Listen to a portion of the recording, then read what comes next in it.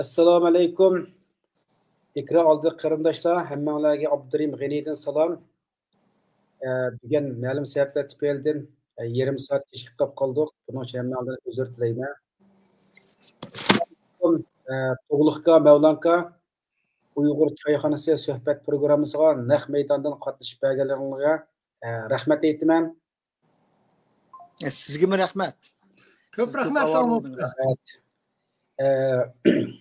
Bugungi suhbatimiz Amerika prezidenti Donald Trampningki huquq topshirilish murosimiga nazar Amerikaning oltin davri boshlandimi degan temada bo'ldi. Yani mushaniki 20 kuni, yani oldingi hafta yakshanba kuni Amerika prezidenti Donald Trump qasam berib Amerika prezidentligini topshirib olgandan keyin dunyoning siyosiy diqqati Trump afandim qartildi. Ham Trumpni injil tutib qasam berish va orqadilda Amerika xalqiga va dunyoga bayonot e'lon qilib, Amerikaning hozirdan boshlab oltin davri kirganligini jakarlash bilan dunyoning kuchli diqqatini tortdi. Amerikaning oltin davriga kirishi dunyodagi davlatlarning eng cho'ng axborot xabariga aylandi. Amerika siyosati faqat dunyodagi davlatlarning diqqat nuqtasi bo'lib qolmasdan, balki biz Uyg'urlar uchunmi hamda Uyg'ur millatining siyosiy mavjudligi uchunmi intayin muhim bo'lgan siyosiy nuqtasi bo'lib qolmoqda. Chunki Amerika Uyg'ur davosining mavjudligini saqlab qolguchi, uning xalqaro sahnaga yetkazishga eng ta'sir ko'rsatuvchi kuchga ega cho'ng qudratli davlat. Shuning uchun Uyg'urlarning Amerika vaziyati va siyosatini har doim diqqat bilan kuzatishi, Amerikaning dunyo siyosatida yangicha o'zgarishlar va tadbirlarga mos holda pozitsiya olib berishi biz uchun nihoyat muhim. Bu nuqtadan sizlar Amerikaning siyosatida hozir turayotgan avzal sharoitinglar Uyg'ur xalqi uchun texnik chunqur va muhim siyosiy suhbatlar bo'lishinglar uchun ekranimizga taklif qildik.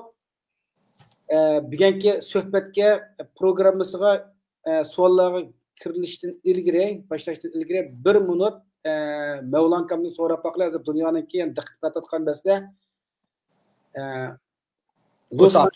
o'tapti. Bu o'tapti Mavlanka nereden nerecilik bulayotdi, qanday bulayotdi, bu to'g'risida bir qisqacha bir tushuncha berib o'tgan. Shu o'taptiki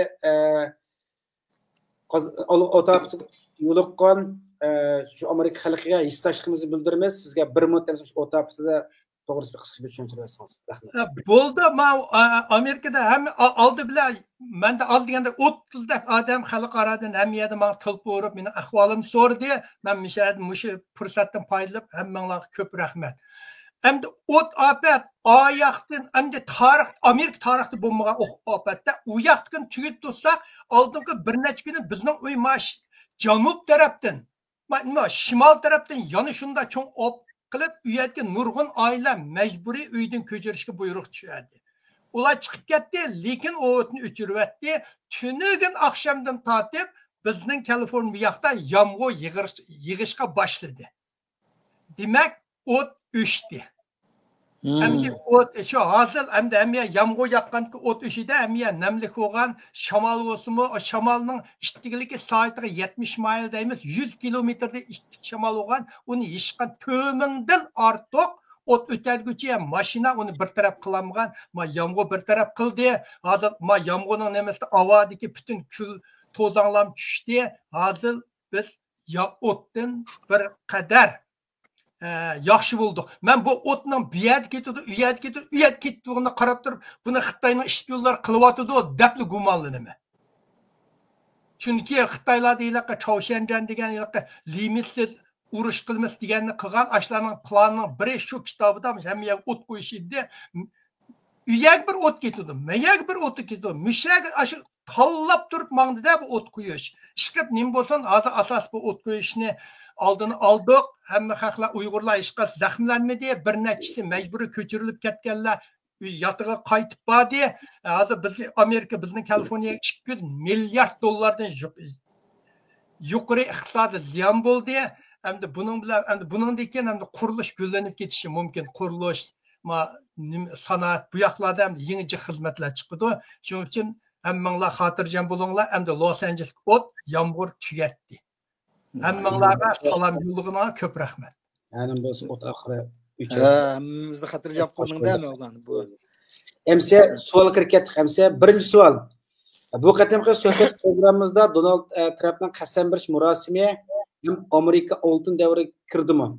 Trump'ın qasam berishlar bugundan boshlab Amerika oltin davri kirdi deb qasam berib qo'ygan degan gap shu hamda.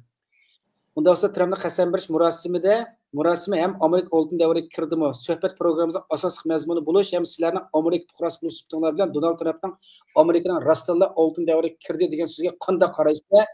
İlgiri, ya'ni Amerika davlati qurilgan 260 necha yildan buyon Amerikaning oltin davri bo'lganmi?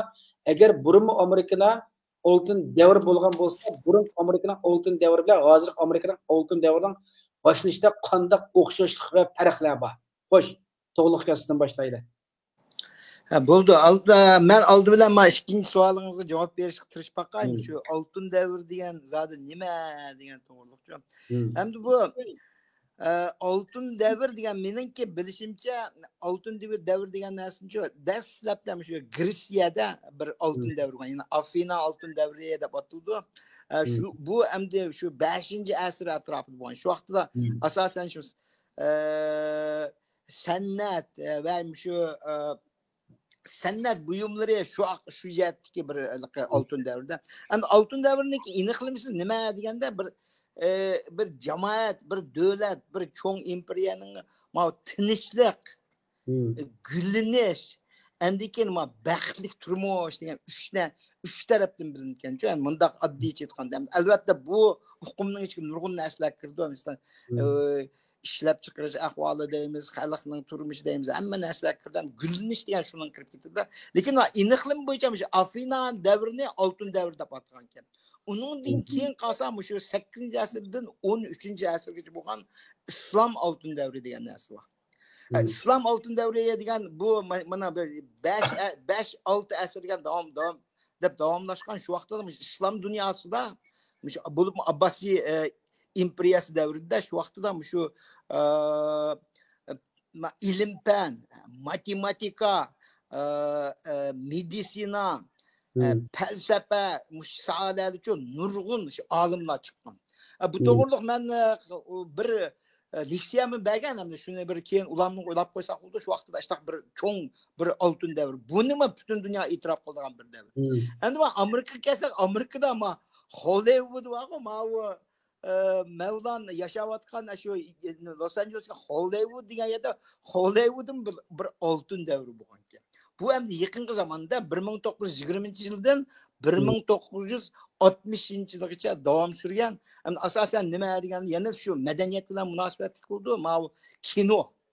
Kino ishlab chiqarishda shu Hollywood degan shu vaqtda butun dunyoning nimalarini egallab ketgan bir ahvollar bo'ldi. Shu vaqtda nurg'un kinolar nimalar chiqqanda bu hamda shu bir 40 yildak davomlashgan. Keyin bu Hollywoodning ishlari asosda nima qilib tijoratim burunqidek bo'lmay qoldi. O'sha yaqin Donald Trump'ning bir ataytini cho'ng artistlardan uchinisilar shu Hollywoodning oltin davrini qayta asliga keltirishlar deb ashunday bir bekitib qo'ygan. U to'g'riliq bu yerda to'xtalib ketmaymiz. Endi buningdan boshqa yana shu o'xshamagan manbalar qaraydigan bo'lsak, yana shu oltin davr deb atagan nimalar bor. Masalan, Amerikaningki sanoat inqilobi mezgilda. U shu 1900-yillar atrofida bu Amerikaningki sanoat sohasida shu Rockefeller deymiz, ashtaq JP Morganlar, ashtaq 4 cho'ng shu kapitalistlar chiqqanda, bular shu vaqtda Amerikaningki shu butun shu dunyodagi iqtisodiy o'rnini ko'tarib shu nima qilgan. Uni ba'zi oltin davr deb ataydigan, lekin u vaqtda bu kapitalizm bo'lgandagi vahshiylik bilan taraqqiy qilganda, nimalarni ishchilarni degan 14-16 soat ishlatib ishlab qo'yish shunga ancha nima qilib ketmaydi ekan. Endi men hozir Donald Trumpga qaytib kelsak, bu nima uchun oltin davri deb ataydi deganda, bu endi buni bir shuar deb qarasak bo'ldi-ku, bir shuar endi. Oltin davri boshlandi. Masalan, Joe Biden qo'yib bergan bo'lsa, Joe Bidenning o'tganda deganda biz hozir oltin davrda deganda gapni qildi-ku. Bizni Amerika degan yanala dunyo bo'yicha birinchi o'rinda, mayli iqtisod jihatdan bo'lsin, sanoat jihatdan bo'lsin, tafakkur jihatdan bo'lsin, AI jihatdan bo'lsin, hamma soat yana dunyoning oldida biz bizning ahvolimiz yaxshi, uni yana ilgirlashning hojati. Lekin Donald Trump chiqqan chaqda masalan o'zi shu saylam jarayonida mush gaplarni qo'ygan. Bu o'tgan 4 yil degan shu Amerikaning iqtisodiniki shu zaadi keyniga surilib, decline deydi-ku, ojizlashib ketgan davri degandek gaplarni qilgan. Men mishada bir to'xtalay agar mush to'g'ri savol bo'lsa bir nima qilaman. Endi hozirgi degan miyada undasa gap o'tib ketay. Oltin davriga, ha? Endi daliliq burunqi g'ulchilar bir gangumlar bo'ldigan, nelaqa Michael Silver maydondan chiqib, uning mushasi uyoq go'r qochadigan, buning mushasi go'r qochadigan. Donald Trump shuningga o'xshash. Bu oltin davr degan nimani da'vatganini o'zi uqmaydi rasmiysi. Bu Donald Trump amaliyotda hozir qo'liga bir oltin davrini oldi. Amerikada Donald Trump hozir Amerikada xizmat ishi nisbati eng ko'p oldingi 40 yillik eng tuvan ahvolda. Amerikaning paychiki eng yuqori, har qanday paychak olgan odam oldingi 4 yilda oz deganda bankasiga $100,000 ketildi. Amerikada masalan EI, Tesla, mushaylaqi avtomobil, elektrlik mashin, EI taraqqiyoti, mushni dunyoni hozir Amerika asosiyatdan qabul qilib bo'ldi. Qabul qilib Rossiyani eng ojizlashtirib bo'ldi. Uyda bir askar kirgilmaydi, ojizlab bo'ldi. Amerikada ishni tanlamasang, ishlaymansan ish bor. Uy bahas o'sib ketdi, bo'lsa to'g'ri. Uy olma qiyin bo'lib ketdi. Hozir yoshlar uy ololmayotdi. Chunki uylar hamma bahas o'sganki o'sib ketdi. Shuning uchun bu Donald Trumpning oltin davr akilman nima undan keyin Xitoy virusning oldini olib uni kontrol qildi.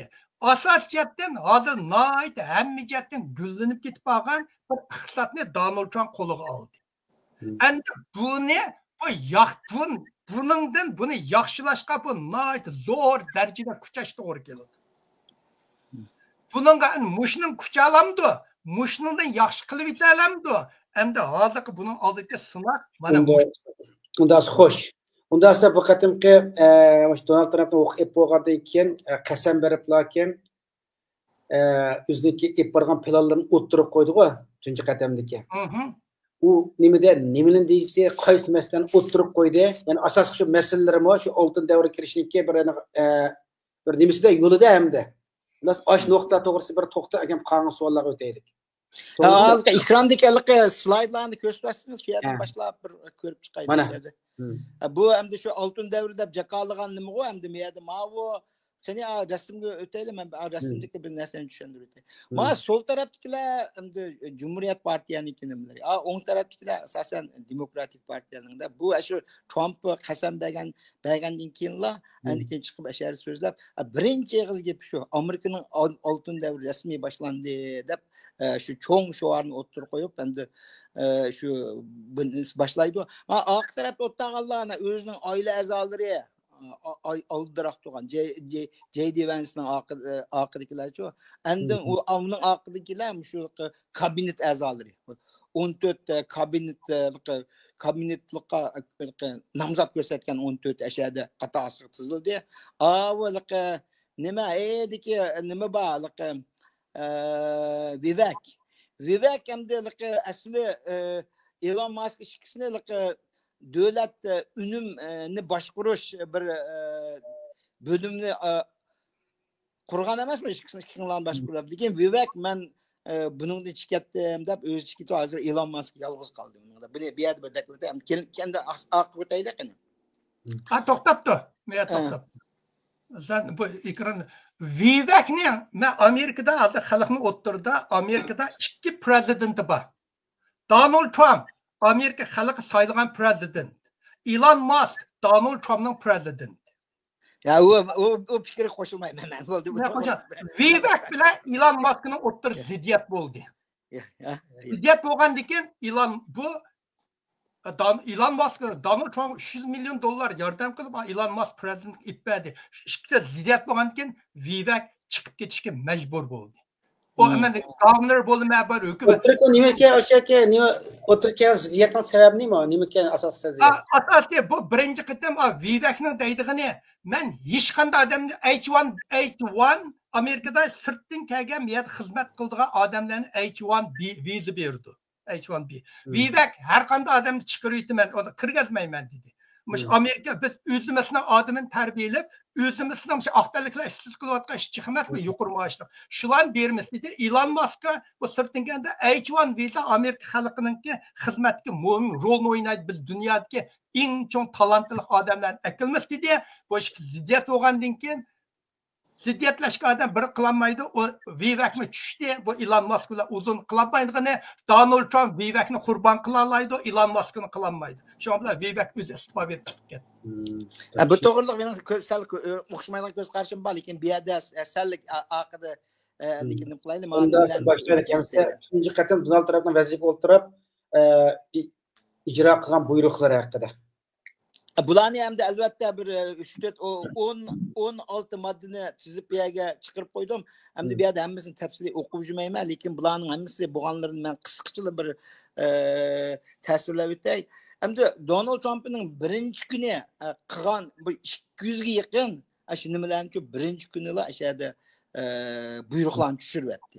Bularning ichida 78 dan 80 nachisigacha Joe Biden bilan bevosita munosabatli, ya'ni Joe Bidenninki o'z vaqtidagi shu buyruqlarininki 80 dakni shu kuni o'tirib bo'ldi, hammasini bekor qilyapti, hamda bekor qildi. Bu birinchisi.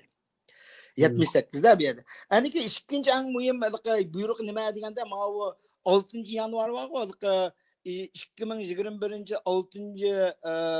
6 yanvarda ma'lumotga Amerikaning Kongress binosiga oldida namoyish qilib, keyin shuning ichiga hujum qildi deb 1000 odamni 1500 odamni ayblab, bularni asosan qo'lga ep bo'lganda, mushlarning hammasini biroqli o'tirib, ashada o'zlar ishlarning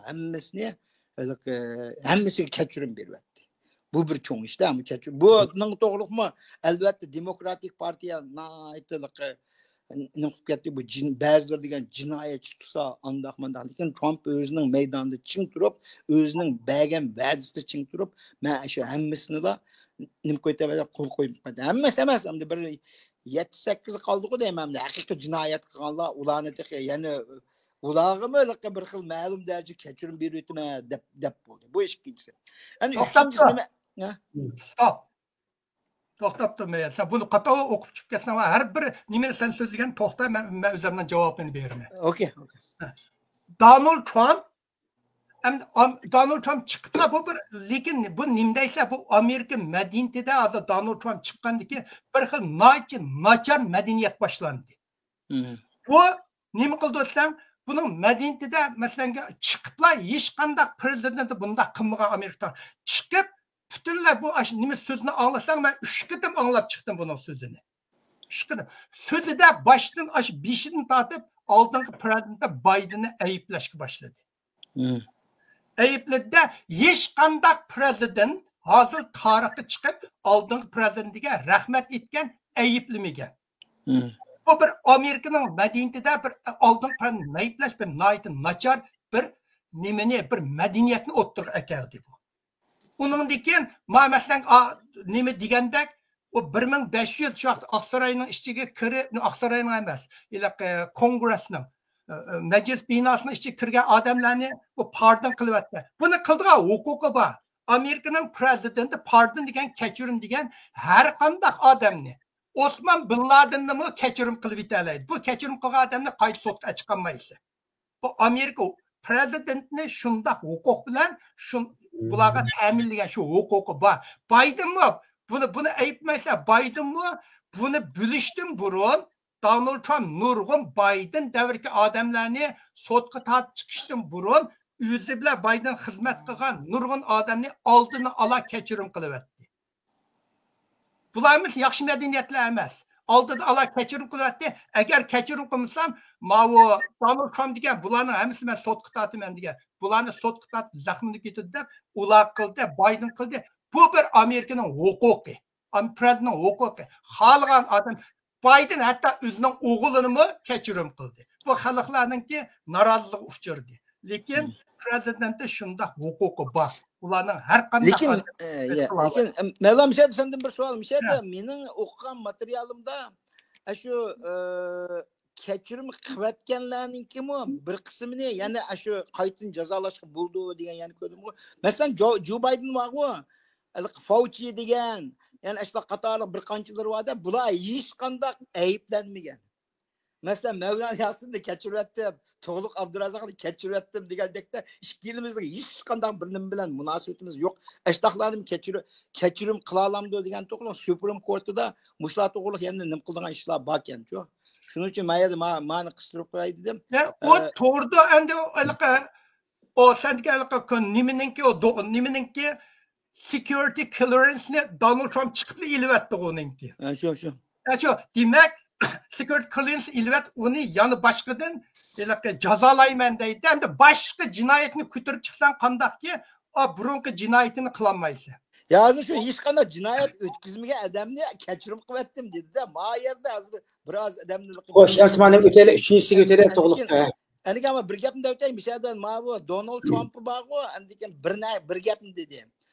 Joe Biden o'zini kechirayotgan bo'pti-ka degan gapni qildi. U tani gap qator degan bilanchi amaliyot balkim oxiri berib Joe Bidenni so'roq tortadigan ishlarni qilishi mumkin. Chunki o'zining uchini elish uchun bo'lsa-ma, bu ashtaq ishni qilish mumkin. Mishada shuni qistirib o'tib dedim. Endi ma uchinchisi nima deganda asosan dunyo sahiya tashkilotidan-chi shu biraqli chekinib chiqib ketdi.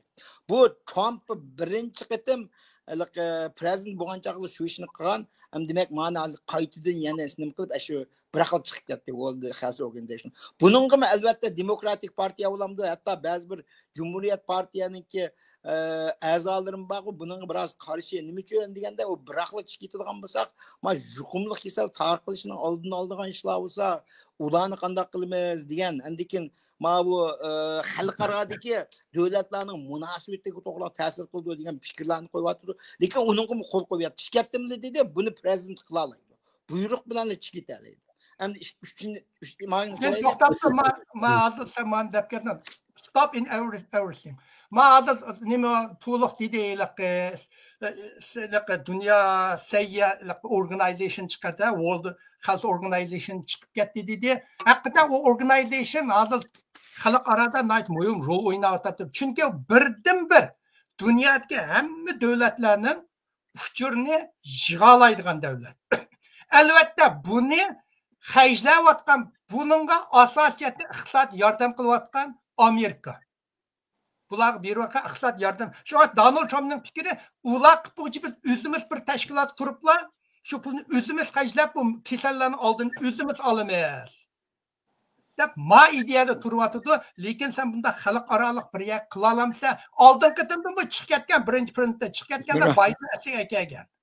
Ma ashunda. Bu fikrim qo'shilmaydi. Bu endi ma nima kelsak, TikTok masalasini bir masala. TikTokni Amerikada cheklashni uchun ma Supreme Courtdan tamg'i besayotgan, uni chiqarib qo'yganda, buni chiqitsa deb. Lekin ma Trump tuyuqsizlar o'zgarib, uni burunmi TikTokni nim qilib yuradi, u degan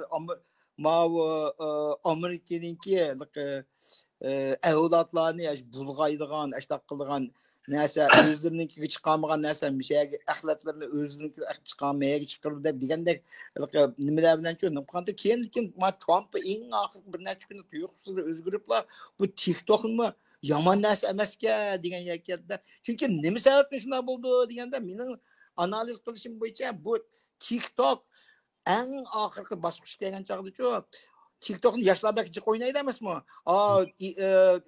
Trump'ning o'g'li, andikin shularning uning og'aynlari degandek yoshlar bu TikTok to'liq kirib yurib, ashada nurg'un yoshlarningki nimasini bildini Trump'ga tortib beribdi. Shuning bilan Trump tuyuqsiz men shuningdan o'zimni dedi ya, shu kampaniya yig'inida men shu sababdan TikTokni biroz yaxshi ko'rib qoldim dedi. Endi buni 75 kun kechiktirdi. 75 kun kechiktirish jarayonida mening muloyizim bo'yicha nima qildi deganda, balki o'sha Amerikadan bira shuni setib oldigan bir adamni topmoqchi. Elon Musk bo'lamdi yoki boshqasi bo'lamdi, bilmayman. Ashuni TikTokni setib, Amerikaninki qilish maqsadida bunday qilgan. Buningga fikring bormi, Mavlon? Ha, to'xta, buni nima to'ldirayman buni bir.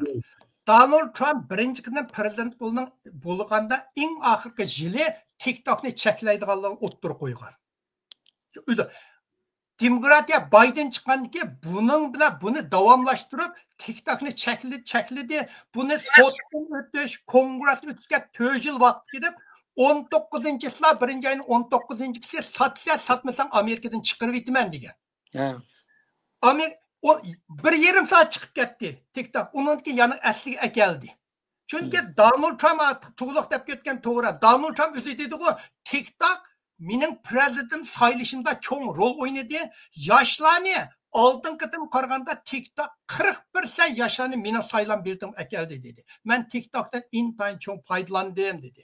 Shuning uchun, lekin bu TikTokning chiqishini bu amaliyotda Google'ni yaxshi ko'rmaydi, Facebook'ni yaxshi ko'rmaydi, bularning bozorini tatib oladi-da. Shuning bilan TikTokni Amerikadan chiqib ketishini bular Facebook'larmi, Google'larmi shuni qiladi. Elon Muskning aksimi TikTok chiqib ketsa deydi, u chiqib ketsa bularning bozor egallaydi, lekin Donald Trump buni 75 kun kechiktirdi dedi. 75 kundan qanday bo'ldi uqmaymiz. TikTok bo'lsa Jungo Xitoyning eng chong josuslik organiya dunyoda eng chong Facebook'dan Google'dan jiq TikTokning 2,5 milliard 3 milliardga yaqin user bor. Bil nimasi borda eng cho'nglayotgan bunday aytsam to'r bitadagi eng cho'ng davlat bu garajdan eng jiq davlat TikTok, lekin Amerikaningki iqtisodni o'g'irlashda josuslik qilganda jiq rol o'ynadi. Buning ayrim to'xtamiz. Keyin qanday nim qilganligi shu hozirgi TikTok masalasi mishakalga Xitoy bir davlab Amerikaning siyosatini yumshatishning yo'liga mingyapti. Endi bu yerda bir narsani qistirib qo'yay, Mavlon yaxshilik to'liqlab berdi. Endi men bir gapni qistirib qo'yay. Bu TikTok Amerikada avjiga chiqqani bilan-ku, Xitoyda Amerikaninki ashtaq social media shirkatining hech qaysini kirgizmaydi. X yo'q Xitoyda. Google yo'q. Yana qaysi vaqtda Facebook bularning hammasini cheklayotgan. Endi Biden shu jarayonda shuni sabab qilib mushunaq ishlar kelgan. Trump'ın bunun qattiq qarshi chiqqan. Men tushunmay qoldim. Nima tuyuqsizdi buni deb keyin qarab baqsam, shu sabab ekan. Endi yana bir yeri agar shu Elon Musk'dek bir chiqib ani setib olgan bo'lsa, uning jasuslik nimalarini yo'qotalaymiz degan menda bir ko'z qarash deganda bu. Bir yana TikTokda nimish qo'qidi. Masalan, TikTokning 3 milliardga yaqin odam bor. Amerikada aran 150 million odam uni ko'radi ekan. 150 million odam chiqib ketsa, u 5%ni egallamaydi. TikTokning bozorga hech qanday ziyni yo'q. Nimishki TikTok yani Amerikadan qo'qidi o'tsan, Amerika chiqib ketsa, boshqa har qanday davlatga sen TikTokni ishlasan, sen bilan munosabat qilmayman, chunki Xitoy meni TikTok orqali mening narsamni o'g'irlaydi deysizlar. Butun dunyoda TikTok ishlatgan Yevropa davlatlari g'orli chekinib chiqdi. Xitoy mishadan qo'rqdi. Xo'sh, endi yerda 5-inchisi kelsam shu Meksika bilan shu Kanadadan bajilish to'g'risi-ku. Bu shu saylam jarayonida shu gaplarni degan 25% baj olmaydi. Uningga qo'l qo'yyapti, 25% olamiz. Agar yanada o'z bitinglar mangadigan bo'lsanglar, uning ustiga yana qo'shimcha tamojna haqqi olaman degan gapni qildi-ku bu yerda. Bu bir narsa. Endi bu yerda Amerika o'tganda Mavlon tushuntirib o'tdi-ku deyman. Meksika bilan Kanada degan shu Amerikaning Kanada ikki davlat Amerikaga eng ko'p mahsulot eksport qiladigan ikki davlat-ku bu. Bularga nima besimni ishlatyapti? Asosan ishlatgan besim Kanadagami dedi, sizlarga fentanolni Xitoyning fentanol degan bir zaharlik nima bor-ku. Shuni kirgizadigan to'simlar, indikilar illegal alienlar qanunsuz ko'chmanlarni mushaq kirishini to'simlar deydi, Kanadan deydi, endiki Meksikani asosan shuni deyapti. Meksika qarsam, tunogin bir xabar qarsam, Meksika chira bo'yiga tentlar bor, tentim deymiz. Chidir. Kafe deb qo'ydi. Kapın deyimiz içidir yani. Nurgun kaplan silip şu bir 100 ming adam nim qilgan kaplan silip qaytırıb etgan adamlar biz qubul qilamiz dedim. Men bunda o'lchalab qoldim ki bu yerda balkim Meksika 25% tamojna haqidan biroz ko'chigan yeri bor. Yana bir tarafdan shu mushu orqali shu Amerika bilan Amerikaning u illegal alien deyilgan ketgan. Hamdaligi qonun ko'chmanlarni opirib atgandan keyin ular qabul qilsa bo'ldi. Bumis nega opirdi? Shuning bilan majburlab ashlarni o'zlarinikini o'zan qaytarib ol degan narsani qilatam degan yer keldim. Bu endi buning da uzun to'xtalmaydi. Oltinchisi nima deganda? Meksikan meselesi. Meksikanninki qaytib ketgan nurg'unlar. Meksikan xohlaydi. Çünkü Amerika kelganlar eng sog'lom xizmat odamlar, yoshlar. Bir davlatning emgak kuchi. Hozir gap mushlar ketdi. Bizning Kaliforniya bo'lsa eng chong fan texnika, ma'rif ham dehqonchilik, bag'vonchilik. Amerikaning 70% meva va sayni yemak-ichmakni, ko'ktatni Kaliforniya ta'minlaydi. Bu dehqonchilikqa butunlay ishlaydiganlar 95% mush Meksikanlar. Agar bular chiqsa, bularning dehqonchiligini kim qiladi? Ko'ch-ko'chalardagi axlatni tozalayotgan tuvan maoshga 6-7 dollarga saytiga axlatni tozalayotgan, ko'chini tozalayotgan, oshxonaning keyin ishlayotgan, qochin yeyotgan mushlar kelsa kim qildi? Hozir bu yerda bular kelsa Amerika bo'lgan zeyni natijasi bo'ladi. Meksikan amaliyotda foyda yeydi. Chunki bular sap yosh bolalar qechib kelgan bu yer bolalar. Emgak kuchlar. Shuning uchun Meksikan kelsin, buning orqali Meksikanmi bularni o'zim akirib olsam deydi. To'g'ri, buning qo'shilma. Buni bu to'g'riliq men o'qiganman shunaqa qilib. Ammo men Mevlanning degan ko'chmanlarning hammasini aytib bersa, men Amerikaga bir iqtisodiyotdan bir cho'ng nima keldi degan men deyotdi-ku. Umi to'g'ri, ammo men yaqinda Amerika hukumat tarafdan nima deyotdi deganda merit deydigan narsa bor-ku. Merit degan hamda odamning iqtidori qarab u ishlamaydigan adamlarni illegal alienlarni ekvagicha biz ashyaga berib deydi. 1 yillik, 2 yillik ular bilan do'gar tuzib, ashyadan ishlaydigan adamlarni akasa kilaverdi deyotdi. U mencha oqidi, mushu yo'l bilan menga. Oqidi. Bu hozir deyotgani, to'g'ri gapim tugdi. Bu hozir Trumplarning deyotgani bor-ku, illegal degan narsani deyotdi. Qonunsiz ko'chmanlarni andikin jinoyat o'tkazgan degan gap bor. Jinoyat o'tkazgan qonunsiz ko'chmanlarni darhol haydab o'tamiz degan. Garchi Viveklar shu butun 100% hammasini haydaymiz deganda bu sal yumshoq qolgan taraflarim bor-ku, oldi bilan malon qo'g'layli. Andikin sanoat jihatdan masalan ishchi xizmatchilar kerak bo'lgan o'rinlarga bizlik merit sistemini asliga keltirib shu orqali akilamiz degan bunday narsani deyotdi-ku.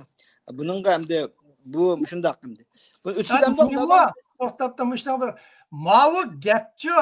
Masalan, hozir bir Amerika 6 ta lagerni qurdi, ila ko'chmanlarni tutsa qo'yib qo'ydigan, vaqtga saqlaydigan. Hozir masalan Amerikada qonunsiz ko'chman hozir aniqla 14 millionga. 14 million qonunsiz ko'chman.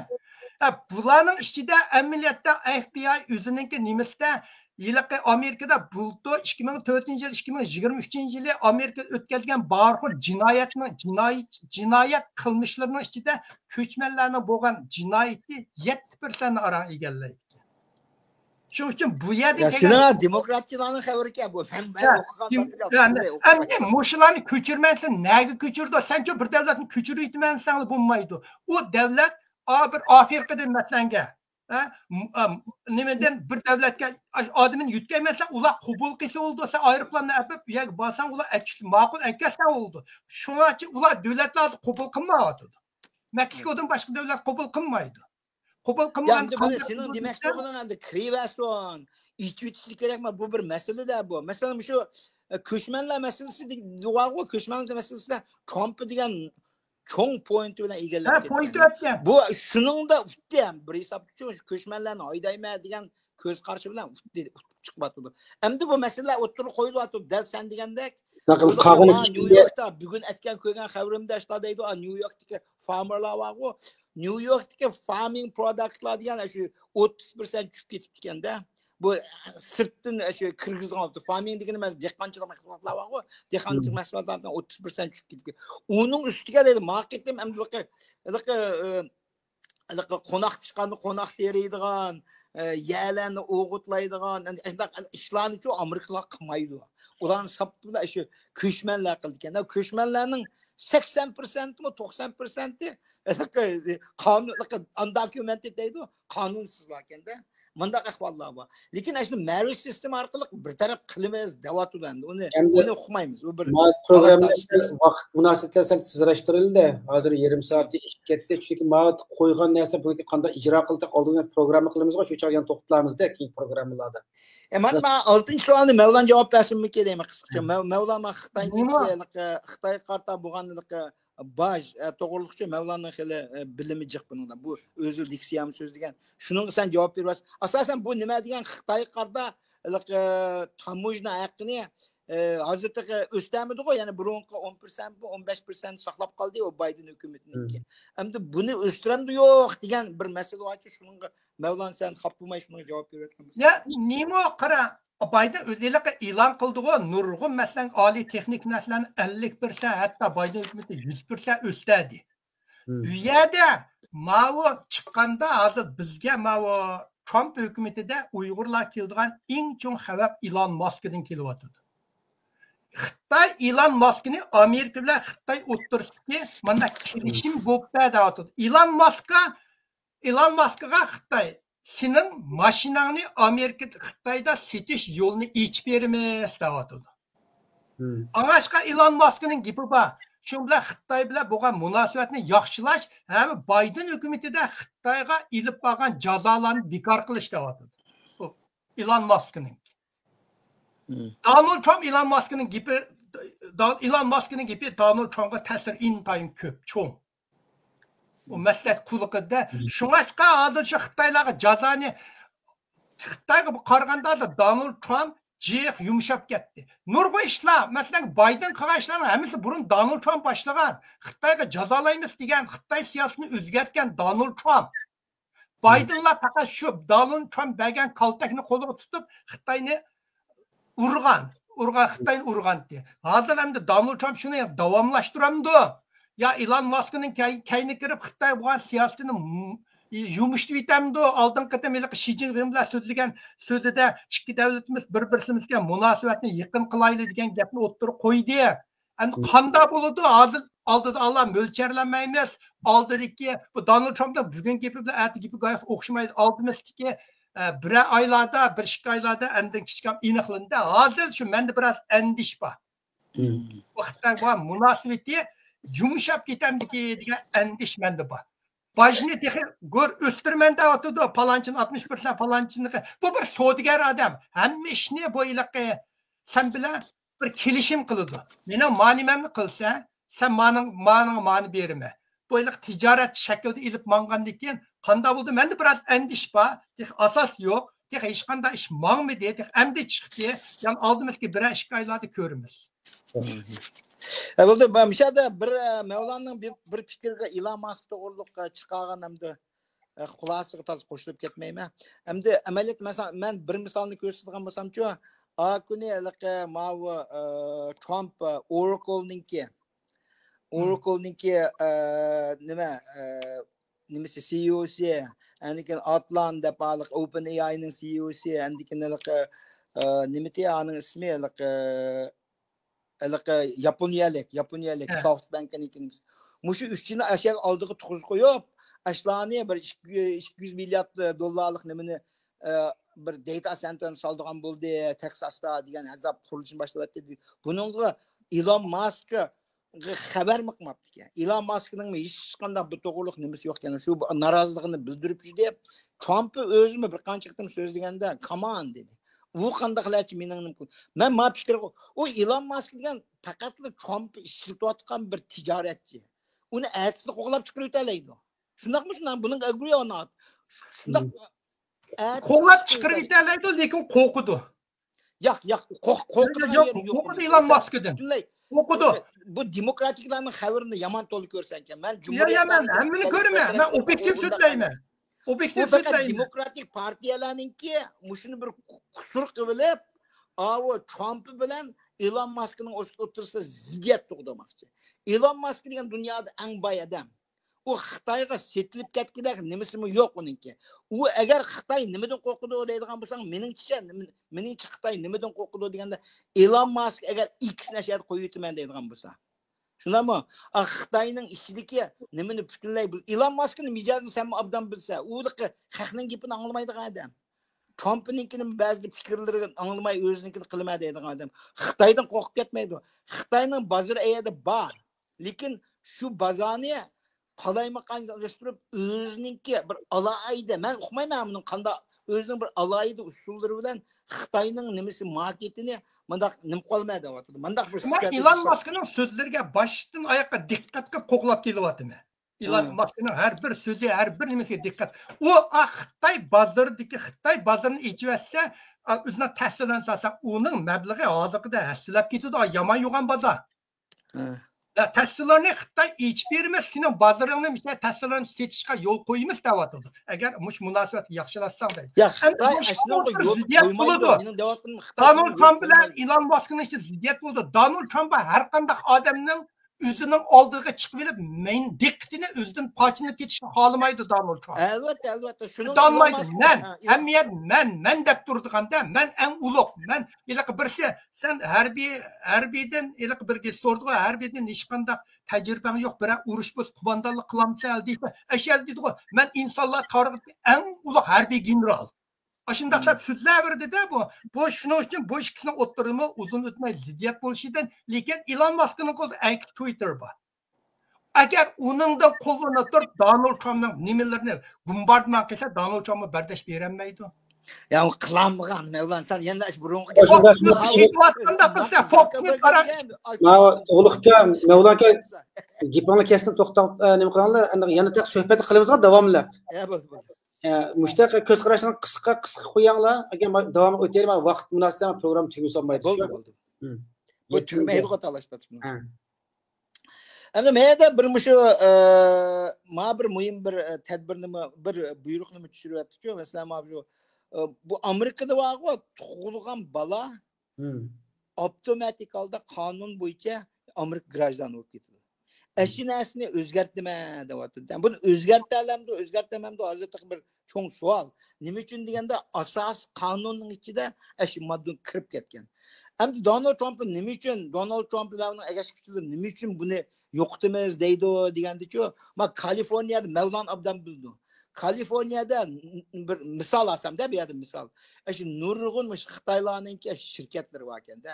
Bular shu Xitoydagi nimani ig'ir oyoq ayollarni akilib, ashada tug'dirib, andikan bolalarini garajdan qilib o'zlari bu yerda qolmaydigan ya ketadigan. Keyin endi yana bir homildor bo'lib, yana keladigan ishtaq sentrlar bor ekanda bu yerda. Mening anglashimcha, mushtaq sentrlar.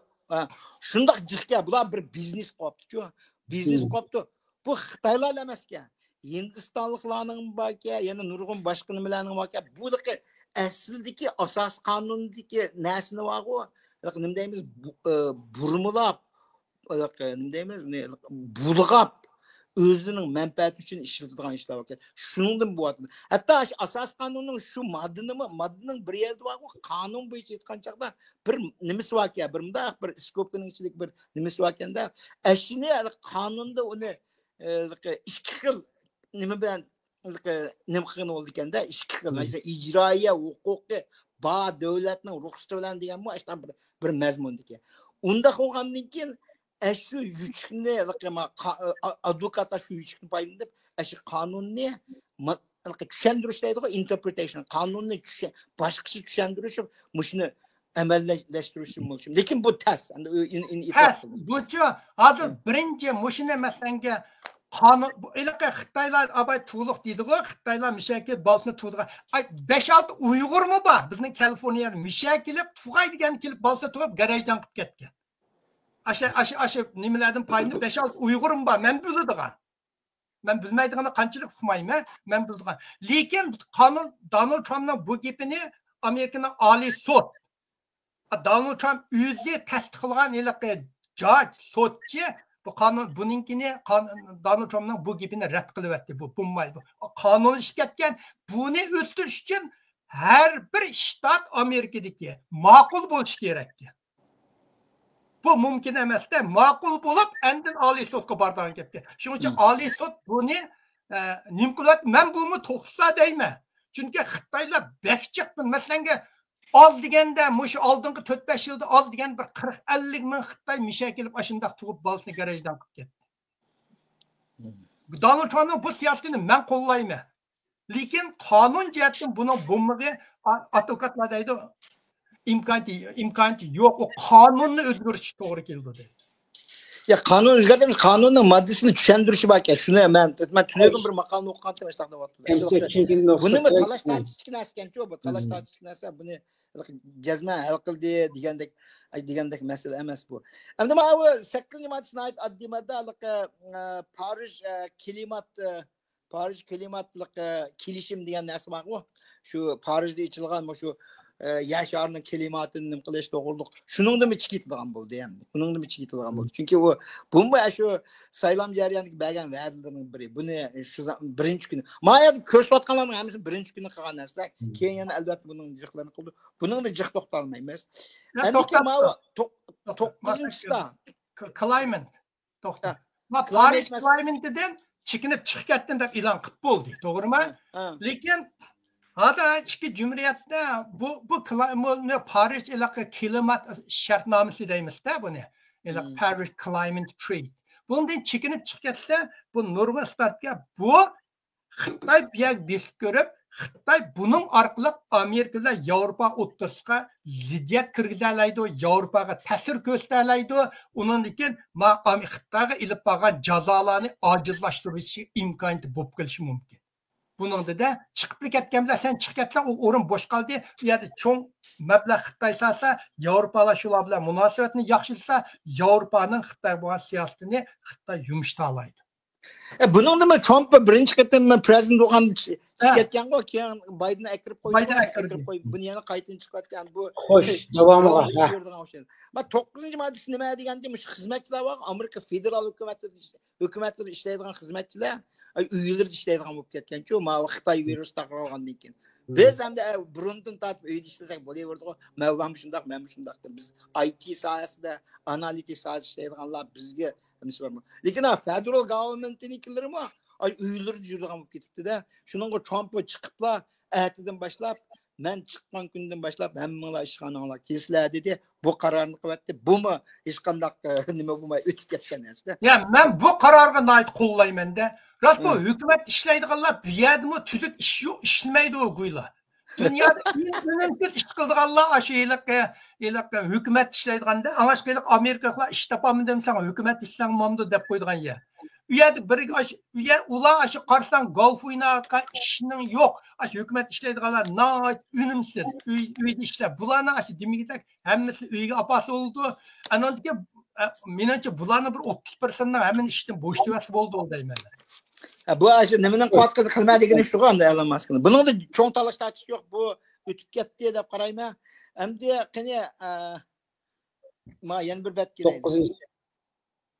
9-chi so'zlab bo'ldik. 9-chi son nima ko'yalqi nima bu? 10-chi. Ha? 10-chi keldik ha. 10-chi keldikmi? Ben Trump yana bir nimaga qo'l qo'ydi-ku bu nima deganda federalning Amerikaning armiyasini bor-ku, chegara bo'yiga opirib, shu yerda chegara qo'g'daydigan nimasini qilyapti.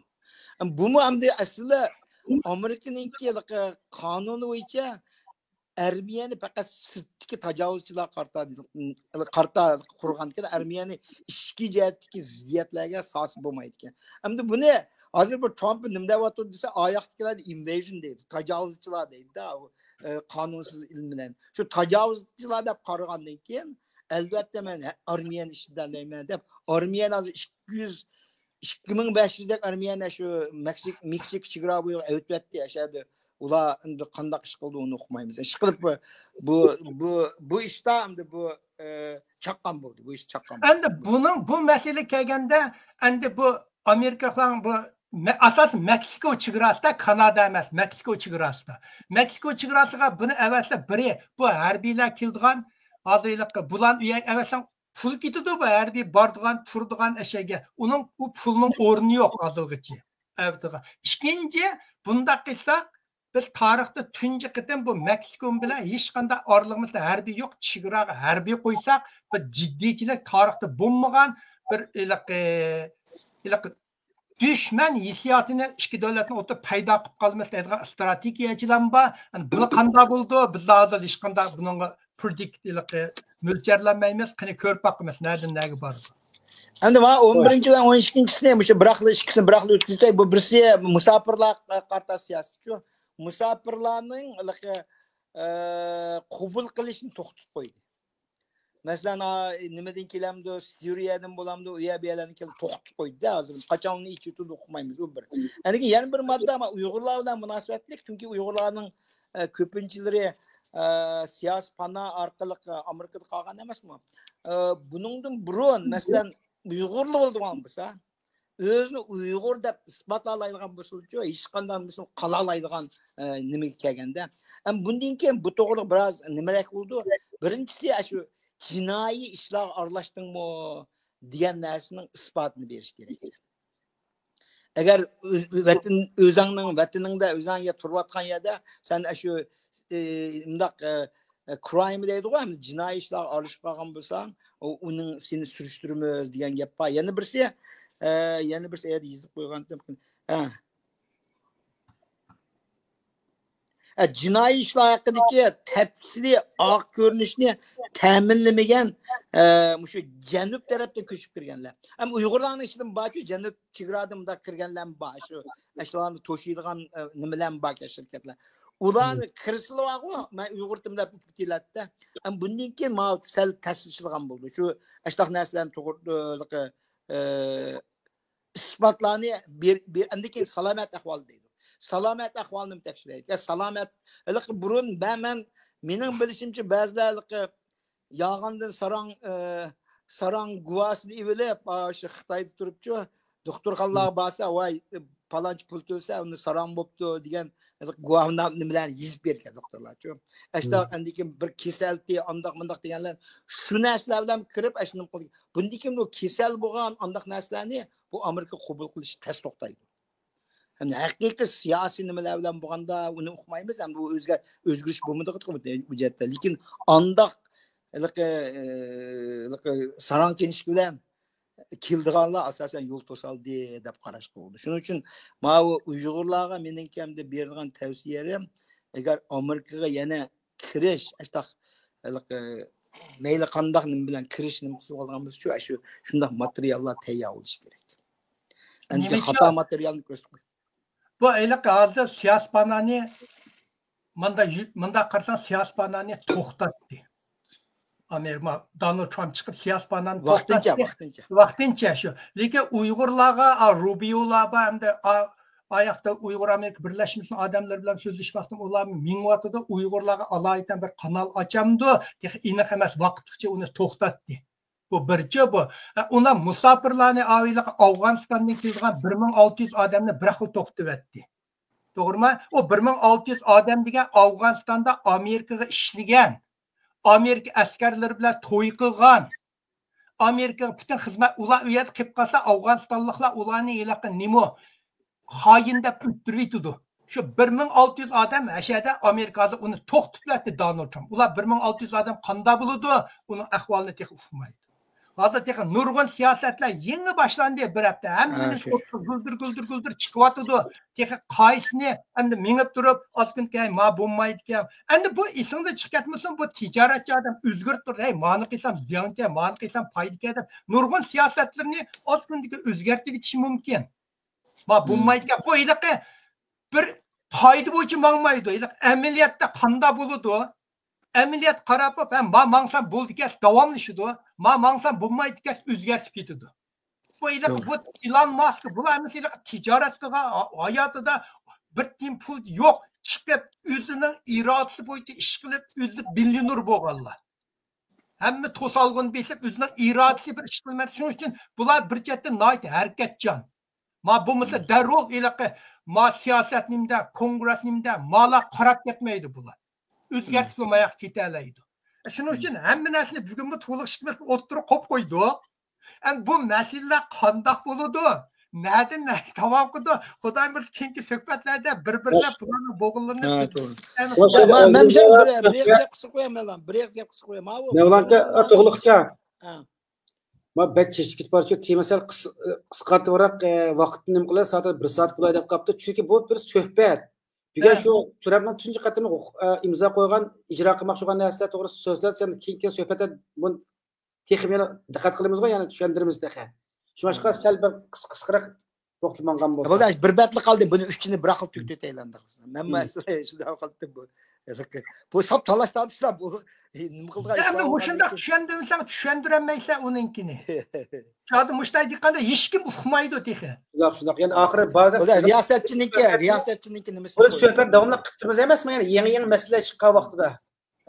Ma bu nima chaqqanli davta endi bu eng oson ishlarning birisi nima deganda eğer xarita ko'rsatmamdi ama Meksika qo'ltig'ini Amerika qo'ltig'i deb o'zgartirdi. Bir qalamning bir nimasi bilan. Lekin Obama o'zgartgan Denali texniki ismini aslidagi ismi McKinleyga o'zgartirdi. Bu eng oson to'xtatgan ishda bu.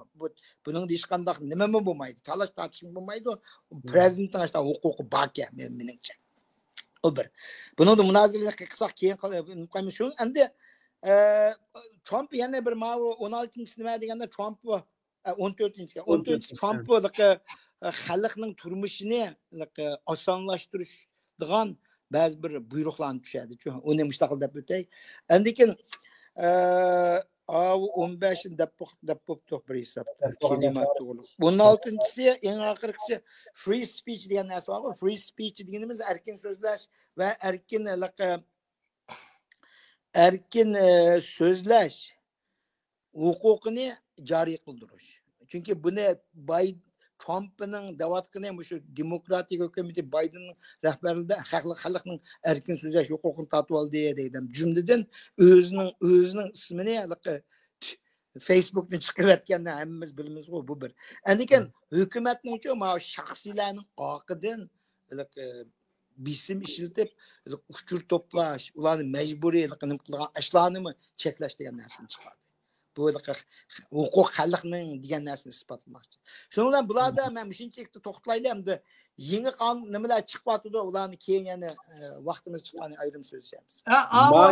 To'xtab ketgan ya'ni men shunda deydigan bo'ldim, Gulf of America deb, Gulf of Mexico'ni. Lekin u bizning gapimizda xalqaro o'tmasa, u mangmaydi. U Meksiko qilma, endi bu bir chaqchaq shakldagi gap. Sen o'zing biz xaritada Amerikaning xalqaro xaritasi unda deb yozmaydi.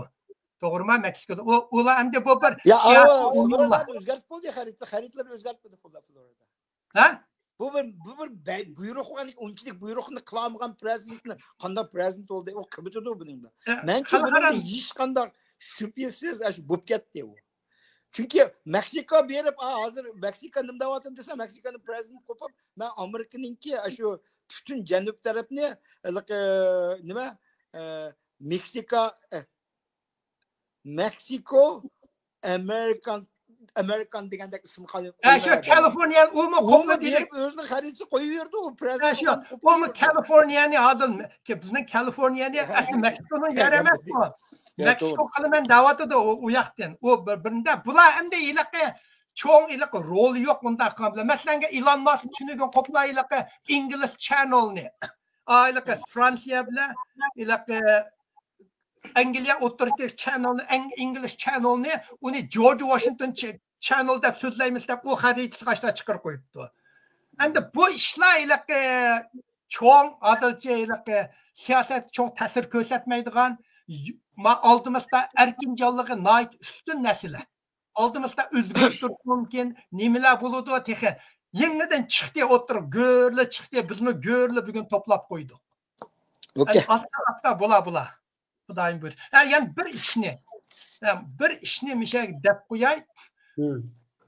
Trump Biden hükümeti bergen 2000 kilo ig'irliqdagi bombani Avstraliyaga berdigan bo'ldi.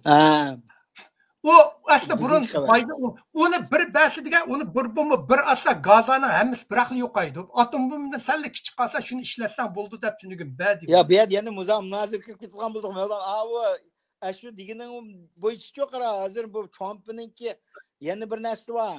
Bu Mısır bilen yendik yani kaç devlette şulağa bilen şuanın prezidentiyle sözleşip size abi Gaza'nınki nimeler köşmen Ahalini köçürkedinler de atını. Yani boş Jordan bilen çıksın da bombunu atmakçı da boylayım ben mi şu? O boş tüplü ötüp bombunu panına da atıldı nime teröristlerini öldürdük değil. Bitti işte. Bu aslında xatarlı işler şu. Nayet xatarlı işlem ketip bardı o. Bugün ben demeye kıra Mevlan Abdurrahimcan bugün bir saatten vakit ötü ketip kaptı yeni bir slaydı var ki. Münazır kımayla tüytütemdik ya kilakıdı. Suallar var ya muştan münasebetlik suallar da azıcık yürketilen oldu. Bizlik hep yok hem de sizin vaktiniz var. Yok hem de hakikaten köy kişilerin şu hem de. Bek uzarak tutup kalsın acık adamlar vaktimi aldıraşlıktan yoktu olamayken de bu işler turuşturutemdik ya ki cezimleştirişte yani kiler hep yani yanadın boğadan koşup bıraklı kalamdık ona. Cezimleştirmiş kıskısın devlet bu işkiye kızdı. Bu devletlerimiz buldu. Hazırda cezimleştirmiş kabinet ezaları. Hazırda fakat tötli cezimleştirip oldu. Bu cezimleştiriş degan nima ma'noda degan o'tganni biz tushundirib qo'ygan senatoning 100 odam cezimleştirib qo'l ko'tarib bularni tasdiqlaydi. Lekin ma 4 yil o'tib ketdi. Bu 4ning ichidagi birinchisi bor nima Texas bu nayt tasdiqda o'tdi. Buni men misal ansirab qolganda o'tamamdikan deb 50 ta 50 bilet elib keyin andikin avu JD Vance agar bu tang bo'lgan joqda tang bo'lib qolganda Mahmud prezidentning huquq vakanda bir biletni ortiq tashlay. Shunga 50 birda 50 bu nim chiqdi. Bu ayolmi shu ayolmi bo'ldi. Birinchi. Aslida Rubio 100 biletni oldi desam bo'ldi. Rubio hech qanday odam yo'q demaydi. Adamga shu John degan John Rockefeller deganga bunu 74 bilet elib nim qilib ishqilib oxiri mush natijada 4 jazmlashtirib bo'ldi. Ammo bir gapni da o'tay berdi. Mushlarning 4 yilisining hammasi bor-ku. China Hawks deydi. Uyg'urlar Xitoy burkutlari deydigan, o Xitoy qarshi burkutlar degan. Ular aytdi Xitoyga shu shunda qattiq ko'z qarashib turadi. Ammo Rubio mala qarag'ancha sal bo'sharoq degan. Ammo Rubio jiq so'zlar qildi-ku, lekin ala qarag'anda sal bo'sharoq. Shuning u Rubio 2 yil partiyanikini o'ziga eklaydi. A3 yilisining ma'lum dardi bo'libmi? Birinchisi 40 necha yosh, 44 yosh. Hozir Defense Secretary bo'ldi. Mudofaa sekretari bo'ldi. U bakchong huquqi, u bakchong huquq.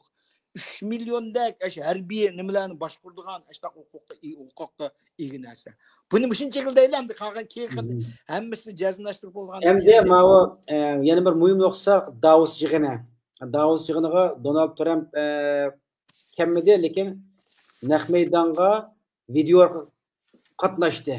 Undan so'ng Davos yig'ini haqida bir qisqa so'zlab, bu yig'inning maqsadi nima? Donald Trump bu yig'ini nima dedi? Bu haqida bir to'xtalaymiz. Mevlan sen so'zlamsa men so'zlar haqida hech bu qilsa men endi to'ldiray. Bu hamda bu Davos'taki dünya iqtisod munbiri var, her yıl o'tkazilgan şu dünyanın her qaysi qayerda o'tkazildi bu qayerda? Ha? Qayerda o'tkazildi? Shu davlatimiz o'tkazildi. O'xshamagan davlatlarda o'tkazildi. Bu da Swissiyada o'tkazildi. Shveysariya. Sizlar bilsizlar uni. Shveysariya o'zgarib turdi. Lekin Trump aşağıda başdan chiqib men kelaqitim jazman borma dedi. Maqsadim saylanishlar bilan bu boramay qoldim deb. Bu yerda hamda asosan bir qancha nuqtalarni o'ttirib qo'ydi-ku. Bu nuqtalarni qisqachalar meyadikini deb o'tayman bir men o'qib beray buni ham chunki o'qib bersak texmi aniq bo'ldi. Andikin azroq tushundiramiz nima bu.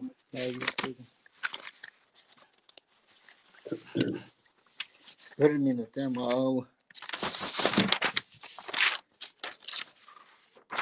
Mav nimalarning tartibi olmuş. Ekran yaman kichik ko'rinyapti, men ko'ramayman. Ekran yo'q qo'yamiz. Endi shu Endi bo'ldimi? One second. Voy, ne yapacak bu? Ey, Fukamanda sizni o'qiyotgan ashadikini ani. Men taz ko'zim taz. Dunyo iqtisodi munbiri Amerika birinchi deganlik, Amerika yolg'iz deganlik emas, Amerika kuchaysa dunyo ham teng kuchaydi. Amerika Qo'shma Shtatlarining prezident Putin bilan men har vaqt Amerikaning manfaati, bizning shirkatlar va xalqimizni qo'g'dayman. Amerika tijorat uchun uchuq, biz qaytadan raqobat kuchiga ega bo'lamiz. Agar ba'zan davlatlar boshqalarning manfaatiga qarshi sistemadan foydalansa, biz hargiz erkin va ochiq savdoni qilmaymiz. Biz faqat odil bo'lish shart ostida erkin savdoni qo'llaymiz. Amerikaning ko'chmanlar siyosati o'zgarmay shu payt turib qoldi. Biz navbatdagi oila a'zolari asos qilgan ko'chmanlar siyosatini o'zgartirib, layoqatli sistemni o'zgartiramiz. Ya'ni yangi ko'chmanlarning davlatimizning iqtisodga tuhfa qo'shish qobiliyatiga qarab tanlaymiz. Bu endi shu Trumpning shu Davos so'zligini bir hisoblash Amerikaning kelgusidagi tashqi siyosatlariga qarta bir buyruq berdi deb qarasak bo'ldi-ku meningcha. Bu yer nimalarni dedi deganda asosan men necha qitim anglab chiqdim uni bir hatto tarjimasini chiqarib qo'ygandim. Endi bir qancha muhim nuqtalar to'xtaldi-ku. Bu birinchisi nima deganda shu NATOga besim tushadi. NATO besim tushib sizlarningki shu defense mudofaa nima tanlarxonlarni mudofaa budjetlaringlarni jazman 5% chiqarsizlar degan talabni qo'ydi. Uni qo'ydi. Andikin Rossiya bilan Ukraina urushini to'xtatishga sizlar ko'proq kuch chiqarishinglar kerak, bu degan gaplarni qildi. Lekin NATOdan chiqib ketma degan gapni qilmadi hozirgacha. Uningdan burun NATOdan chiqib ketamiz degan gapni qilgan. Trump o'zimi kendi aytdi, biz NATOdan chiqitadigan niyatimiz yo'q deydi-ku. Ama o'zining deyishicha bizni salda adilsiz bo'lib qarayotdi. Biz sizlarni qo'g'dayotgan ekan, sizlar nima uchun o'zinglar nima qilmaysizlar? Hatto ba'zi bir nurg'un davlatlar to'lamay kelyapti. Men tunji qitim bo'lgancha to'latkizgandim, bundan keyin to'latkizma degan narsani bo'ldi. Bu Yevropaning muhimligini Trump obdan bildi deb qarayman. Chunki garchi ba'zi vaqtlarda Yevropa bilan nima chatdig'im?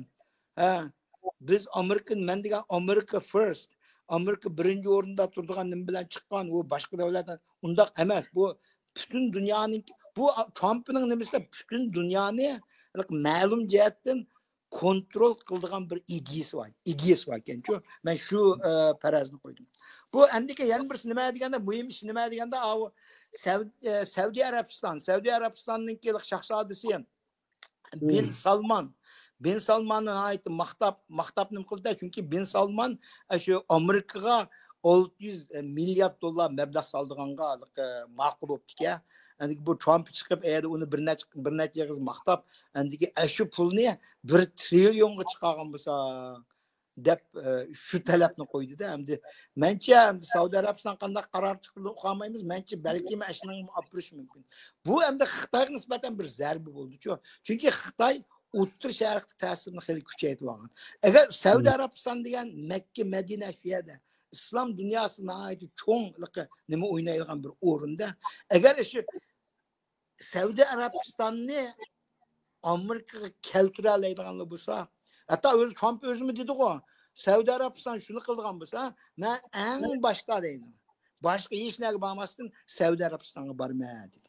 Bu tunji qitim emas taqqan. Tunji qitim prezident bo'lganda, Saudiyaga borganda qo'ydiqqa hech qanday chet-elliklarga, bu kofirlarga tutqizmaydigan qilishni tutqizib, saroylarning o'rnlarining ichiga kirib qildi-ku, esinglarda bor. Budan shunday qilish mumkin. Bunday qilish mumkin, lekin Trump o'zimi dedi, men ashyoga bormayman dedi. Lekin Xitoyga bormayman degan gap hozir chiqdi demidi. Ba'zilar qarasam Xitoyga tunji davlat Xitoy bo'lib berish mumkin degan gaplarni uchun mencha Xitoyga oldi bilan bormaydi. Uning oldi bilan bormaydi. Shu narsa bo'ldi. Andikin bu yerda ham Xitoyning gapi chiqyapti-ku. Bu dunyo iqtisod munbirida Trump Xitoy to'g'riliq o'zining maxsus so'zicha ancha gap qilmadi. Faqat eng oxirgi kelganda bir savolni so'radi. Savol so'raganga o'ziniki tutgan pozitsiyasini javob berdi va Xi Jinping bilan men yana yomon emas chiqishimi, u agar bizga haqsizlik qilmaydigan bo'lsa, ya'ni birga ishlab keta olamiz deganlikni biz anglasak sal g'irdig'imiz keladigan bir gaplarni qildi. Lekin bu yerda yana Mavlon deganda, bu yerda Trump o'zining bir tijorat bilan bu bir ticari kelishimga kelish uchun bir xizmat ishlayotdi deb qarayman. Mishar to'xtay berdi. Mavlon. Ma Trump'ning mavu ilaqa Yevropani sizlarning Gollandiyamisning ichida haqiqatda harbiy mudofaa pulini o'stardi degan hamma Amerika qiladigan qo'llaydi buni. Biz qo'g'davotsak, sening 90%, 95% harbiy mudofaa pulini nimishga bil chiqirmiz sening davlatingga degan bu Amerikalarning hammasining qo'yinda. Lekin u Amerika uchun muhim. Shuning uchun bu yerda Yevropaga bisim ishi to'g'ri. Ama Arabistan bile 600 milyar dolarını meblag saldıgan böldü. Çünkü bu iki mesele. Birinci 6. ayının 26. yılı, 6. ayının 26. günü buldu. 2024. yılı günü OPEC Amerika 1970 yılda kurgan OPEC degen dünya neftini başkurduğun. 50 yıl o neft fakat dolarını alsa başka pulunu almaydı degen. Şu dolarının kuşluk yerine biri. Her kandak devlet neft alsa avval dolar buluş gerek. Buldu 6. ayının 26'sı o 50 yıl müddet toştu. O netice yenilenmedi. Saudi Arabistan yenilaylı demedi, Amerika mı yenilaylı demedi. Saudi Arabistan başka devletler özünün pulu bile neft ilişini yolga koysam diye ümitli buldu. Yani Amerika ve Donald Trump Saudi Arabistan verip onu mühim şekilde keltirip başka devletlerinin ki neftini dolardan başka yolda ilişini aldığını tosmak. Dolar, mesela ki hem devletler dolar üzerine pulga neftini ipkese Saudi koruvetse dolarının halk aradaki zerbesiye çok zerbi veriyordu dolarga. Şunun için Donald Trump'ın yolu naiti akıllık bir yol. Saudi Arabistan'da haddi üzüge tatip ekiliyordu. Yani Saudi Arabistan'da mesela ki Palastin'de karı yok. Palastin'de o ağzı tep koygamda Palastin bağımı onun hemen İsrail'e ilovalamdı. O Saudi Arabistan için hiç kadar rolü yoklu bir yer bu. Rasmında aşk halkına dikkatini buldu, çattığı yok. Enden Donald Trump'ın yanı bir Saudi Arabistan'a hoş kılgan yeri Donald Trump İran'ı kattık cezalaydığı verdi. Saudi Arabistan'ın nimeste İsrail'e diye ama teröristki kiseldeydi ki. Şiyalar jürgimistki kiseldeydi ki. Şunun için bunlar için birinci düşman Şia. Şunun için acetke kattık derbi berdiğen buldu. Çünkü Saudi Arabistan 600 milyar dolarını Osman Pula meselerini ki Gollandiya'nın yıllık GDP'sinden çık. 3 yılda ben itip koyuğa aldım eski 3 yılda Amerika'ya meblağ saldığan buldu. Onunki Saudi Arabistan'a o pulunu meblağ salmasa o pulunu saldığan yeri yok. Çokum bir yer siliş gerek. Bir yer koyuş gerek o pulunu. Bu Amerika'nın zayımını aldı. Saudi Arabistan bütün tapkan pul Amerika'nın zayımını aldı. Yani hem şununla meblağ salsa Amerika'nın ilim pen teknika yukarı maaşlı hizmetlerine çok payısı oldu. Amerika'da hizmet az emez. Hazır çıkıp koçuk çıkan hizmet tapsa. Gap şu, ahtarlıklar yukarı maaşlı hizmet oturda, bunda işhanda oturup yukarı maaşlı hizmet gerek. İşlemeydik ne? İşlemek pul tepeşte. Tamam. Mesela bizlerden kılvatı tuğlaşık mesela kıldığını şu. İşhanda oturmaz. Üydüm oturup işleymez. Maaşımız şunda yaxşı. Hem istediğini muşunda hizmet deydi. Davuldan ben şu hizmet nekep verimden davat. 600 milyar dolar şunda 600 milyar dolar meblağ saldı diyen gün onun alt diyende 2 milyon aşında hizmetini ekilerler. Ya Mevlan günde 1 saat işleydi o. Ya 1 saat işleydi ya yarım saat işleydi. Bütün vakti var. Vakti en cık. Dünya boyunca en oldıraç emez Uygur bu şu Mevlan'da. Ya hocam nerede bir küçükam ahırda bir çakçak şekilde okuyorsun. Bu Uygurlar değil vaktim yok deydi. Bu vaktim yok degence bu Uygur ziyallah deydi. Bunlar üzerinde bir mühim adam köstüşçün. Vay benim vaktim yok. Benim idarem bundak namaçlar çıksam bunun makul demeydi. Erken radyo aslan diklem şunda deyip duru oldu. Vaktim, bunlarda vaktim başka nemi yoktu. Uygur ziyallah aşındakta nurgun bulupun ziyallah üzerine mühim adam köstüşçün.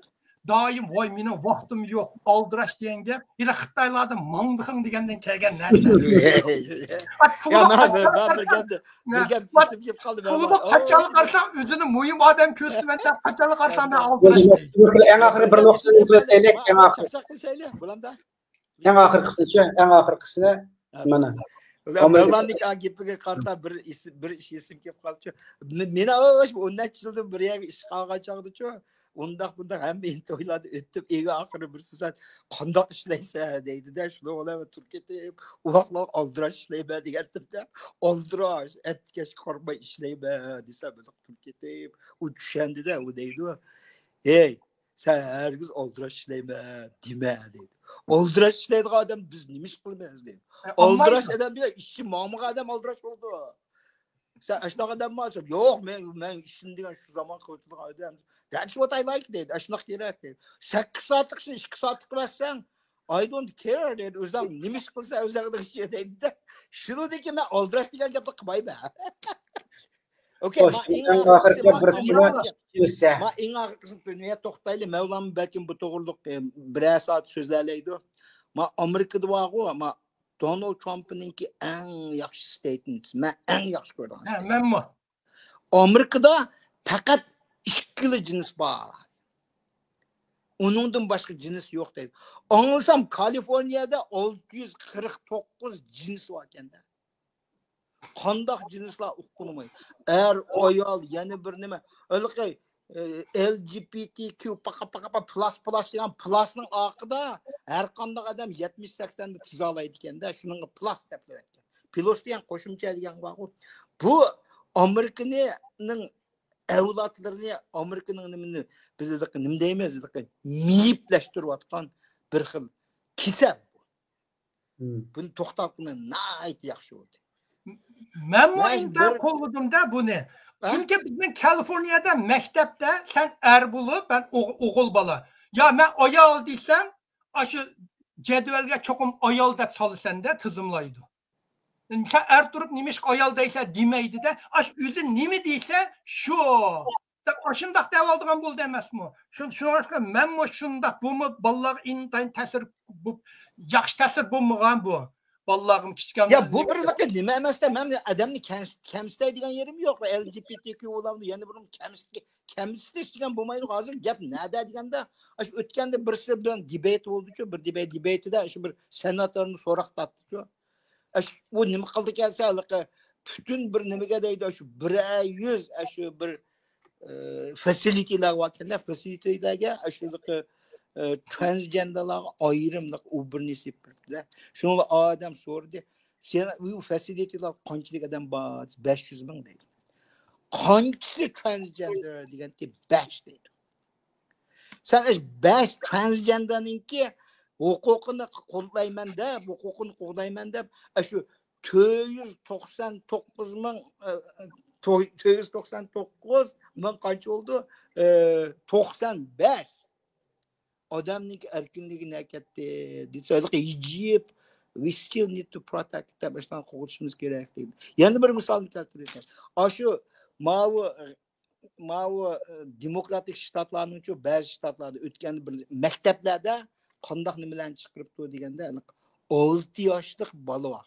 5-6 yoshlik boladan o'g'il bo'lsa, o'g'il mayli o'g'il qiz bo'lamdi, oldiki so'raydigan savoli, siz o'zingizni o'g'il deb qaramsiz, qiz deb qaramsiz deydi. Andikin voy men albatta o'zimni o'g'il olaman deydigan bo'lsa, buni ota-onangiz sizni shunda jisun deb zo'ldimi deb savol so'raydi. Lekin bolani kichigidan tortib bir soat vaqtda 6 yoshlik bo'lgan bir bu vaqt desakmi bo'ldi, shu bolaning tiga shu narsani quydi ekanda, DEI deydi. Rost DEI deganni demabdi. DEI agency'ni bormi, men yaqin chiqqan qara. DEI degan nima deganda diversity deydi. Diversity degan mavzu nima deymiz urg'uchilar? DEI degan diversity, equity and inclusion. Manda ko'p xillik, barobarlik va o'z ishtiga ilish. Inclusion. Shularninkini hammasi aytibdi. Federal government'larniki hammasini qaydi. Ularning qildigan ishi nima deganda men bilmanda bularni bularni qilayotgan ishi nima degan ba'zilari to'g'ri masalan qartanlikni kamsitdi u bu degan narsa lekin ashada jinsiylarni tug'dirdigan ashlar ahvollarni qonunlarni ashlar chiqaraverdi idoranga kelib sen sizlarning idorada falonchi nimalar borki 3-chi u birinchi silinglar dalalaydi ashtoq narsalardan yomon qalaymi qancha ma birimini o'tga ma aba to'liq degan transgenderni uyg'urchaga masukasda hal qilgan jins deydi kechmonglar her ayada hal qilgan jins deydi masalan bu da Chicago'dagi bütün musulmonlar demokratiya bo'lsa Donald Trumpni sayladi mushu ish uchun bu islom dinida sen bir er ayolli bor boshqa nima desang unday cho'ng jinoyat Donald Trump ben bu ikkisini deyman degan Chicago'dagi bütün musulmonlar demokratik bo'lsin cumhuriyat bo'lsin hamsi Donald Trump sayladi to'g'liqga mavlanka o'tganimiz deyishdiqda mushalaqi Donald Trump rasmiy huquq taraf bo'lgandan keyin mush ikki jins haqida bir nima qilib qolsa ayrim bir programma qilaylik an'anaviy axloq qaytib keldimi degan temada deyishganda bu temada ayrim bir nima qilaylik chunki ilgirma mushu Facebook sahifasida mushu boshqa jinslar haqidagi ba'zi munozaralar bo'lgan xil kuchli o'zgardi bir xil munozara bo'lib ketdi bu to'g'risida boshqa nima bo'lib qolsa nima bo'lib jins o'zgarsa ya anda manda degandek ba'zi fikrdagi uyg'urlar o'tirg'i chiqdi bu kuchli bir g'ulg'ula bo'lib ketdi shuning uchun bu temani ayrim bir qilaylik bugungi suhbat 1 soat 20 minut bo'libdi endi mishada to'xtatilgan suhbatni qolganni yana yangidan yana komitet a'zolarini jazmlashtirib emasmi yani yangi narsalar barliq e'lon qilinyapti bu har hafta suhbatga vaqtlar bo'lsa qisqacha bo'lsa shu dunyo nima ishlar bo'layotdi Amerikada nima ishlar bo'layotdi bundan ana Uyg'ur diasporadik Uyg'urning nimalariga ana vatan ishiga ana Xitoy siyosatiga qarab mushtamroq markazlashaylikda Uyg'urga munosabatlarga bekchiq kirib olmay. To'liqni 15 ma 16 tuzib chiqdi. Har birisini chiqsa 1 soat 2 soat so'zligini bo'lgan narsalarda. So'zlayman sil nuqtalarni yig'inchoqlab asos so'zlayotgan temamizdan Uyg'ur vaziyatiga ana Xitoylar olgan ta'siri mush nuqtaga bakrak gavdlantirgan bo'lsak-chi. Shu Abduljon har qanday masalani cho'qib bizni Uyg'ur masalasi bilan munosabat qilib bog'lab so'zlamasak, uning hech qanday ahamiyati yo'q. Shunaqa. Shundan bir ijozat qilsangiz, meniki shu ekran oldidagi anglag'uvchilarga bir tavsiyam bor. Xo'sh. Endi assalomu alaykum qarindoshlar. Mana biz meyda suhbat o'tkazyapmiz bu. Mening bu yerda tavsiyamcha, sizlarga involve qilinglar mendashlar. Savol so'ranglar. Mevlamı yüz doğru adam emas. Mana ko'rib tursa, men unikini xato deyman ba'zi yerlarni. U menikini xato deydi. Ma munozir degan narsa bo'lsin-ku biz Uyg'ur bo'libmi chet el yashayotgan Uyg'urlar ma erkinlikdan foydalanib munozir degan narsaga qo'shilaydi. Xato fikr deganning-ku xatosi bo'lmaydi. Munozir qilish fikrning xatosi bo'lmaydi. Çünkü her qanday fikrni o'ttirib qo'ya olasiz. U hargiz voy men bugun ma'lum qilib ajab xatolashgan savol yo'q, xatolashgan fikr yo'q. Uni davirish kerak. Shuning uchun shuni tavsiya qilmoqchiman. Hamshaya kelib bizimiz yerib bitimiz o'zimiz bir-birisini qarab so'zlab fikrlarni qo'yinglar. Shu o'qishmagan fikr qilmagan odamlar chiqsa, texnik o'qishmagan fikr nuqtasidan dunyo siyosatiga, ana Uyg'urlarga, ana Xitoyga qarta ana suhbatlarni jiqroq qilsak yaxshi-da. Bizga nisbatan bir Abduljon bilan deyishdik, bizga nisbatan bir uyg'unish. Shundaqmi? Shunaqa. Bizginimizni so'zlaymiz. Ulusda bu diaspora Uyg'urlarning maqsadli media nimamiz yo'q. Ya bo'lmasa har qaysi qurgan tashkilotlarnikimi shu haftalik, kundalik xabarlarda Uyg'ur munosabat Uyg'urlarning vaziyatiga munosabat qanday yangiliklar va dunyo vaziyati nima ishlar bo'layotdi, buningdan Sharq Turkiston Uyg'urlar qanday bir foydali vaziyatlar yaratilyapti. Xitoylarga qanday bir kuchlik nimalar o'tirib qo'yilyapti degandek mushta nuqtalarda ko'proq munozirlar bo'lsa bo'ladi. Shuning biz bo'lib qolsa hafta shu yig'ib bir hafta ichida qanday yangiliklar bo'layotdi, dunyoning siyosati nima ketyapti, buning Uyg'urlarga ta'siri mushinga yig'inchoqlar asosida qisqa suhbatlarni jiqroq qilaylik. Shunaqa texnik ko'p qarindoshlarniki bo'lsa mustaqil o'zimi bir ekranga chiqishni xohlasa o'xshamagan nuqtalarda suhbat o'tkazsak. Bo'ladi hamki. Köpten köp rahmat. To'g'liq Rahmat Abduljon, sizga rahmat. Rahmat. Taqtib qo'yinglar, taklif fikringizni qilib qolsiz. Biringlar har zamon ekrandagi suhbatni texnik unumli, jonliq ilib berish orqali sizlarni qo'llab-quvvatlashingizga ehtiyojimiz bor. Ham sammanlarniki kechki xayrli bo'lsin. Allohga omonat. Xo'sh. Bo'ldi, xo'sh. Rahmat.